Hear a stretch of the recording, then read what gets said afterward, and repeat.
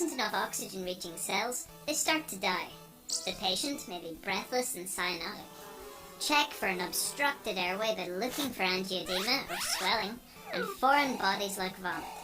Listen for stridor, a high-pitched inspiratory noise caused by narrowing of the upper airway. Hypoxia can be suggested by a pulse oximeter and diagnosed using an arterial blood gas test. Hypovolemia. Fluid loss reduces blood volume and thus pressure, reducing cardiac output until the heart stops. Consider losses through sweat, vomit, urine, diarrhea, and bleeding, internally and externally. Remember medicines which may be worsening the situation, such as diuretics, which increase urine losses, and anticoagulation, which prolongs bleeding. Hypo and hyperkalemia. Potassium derangement can cause arrhythmias by destabilizing the electrical rhythm of the heart. Check the electrolyte levels via an ABG or venous blood testing. These derangements can also cause changes to the ECG pattern, so it's worth checking carefully. Hypothermia. Your body is optimized to work at 37 degrees Celsius. Lower body temperatures constrict blood vessels, reduce oxygen availability, and thicken the blood. The heart slows down and arrhythmias lead to cardiac arrest.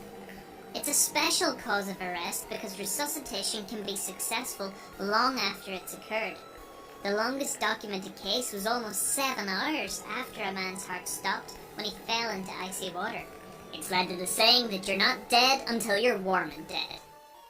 And the final H, hydrogen ions. Raised acidity in the blood prevents normal cell function. Acidosis can be found via ABG. Consider system failures as causes, including respiratory like COPD, hepatic, liver cirrhosis, and renal, such as obstruction or an acute kidney injury. Other important causes include sepsis, salicylate overdose, and diabetic ketoacidosis.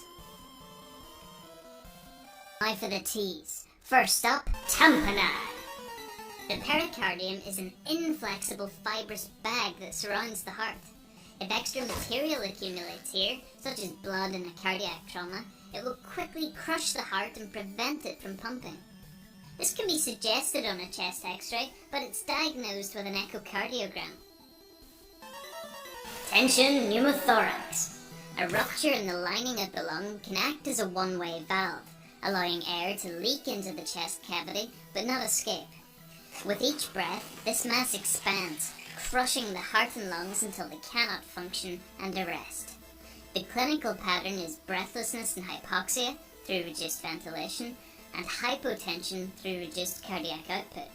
The affected side of the chest will have absent lung sounds, and the trachea may deviate away from the rupture due to mass effect. A pneumothorax can be seen on chest x-ray. Thrombus. A clot in the heart's supplying vessels causes a myocardial infarction or heart attack.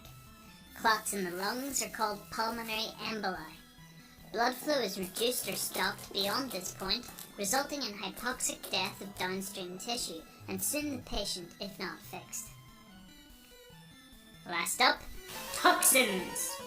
Consider overdose of and anaphylaxis to drugs, including medicines that you may have given. Check the pupils for clues. Stimulants like cocaine will dilate the pupils and can cause vasospasm in the heart's blood vessels, leading to a heart attack. Depressants like heroin and morphine will constrict the pupils and can cause a respiratory arrest. And that's the H's and T's. In summary, hypoxia, hypovolemia, hypo and hyperkalemia, hypothermia, hydrogen ions, tamponade, tension pneumothorax, thrombus, and toxins. Note that a proper A to E assessment of the unwell patient can reveal the H's and T's and give you a chance to prevent an arrest from even happening. Help an astronaut with diarrhea to save lives by sharing this video. A huge thanks goes out to my Kickstarter backers who made it possible. If you'd like to see more of Medicine Illustrated, subscribe and support new art via Patreon. Thanks guys.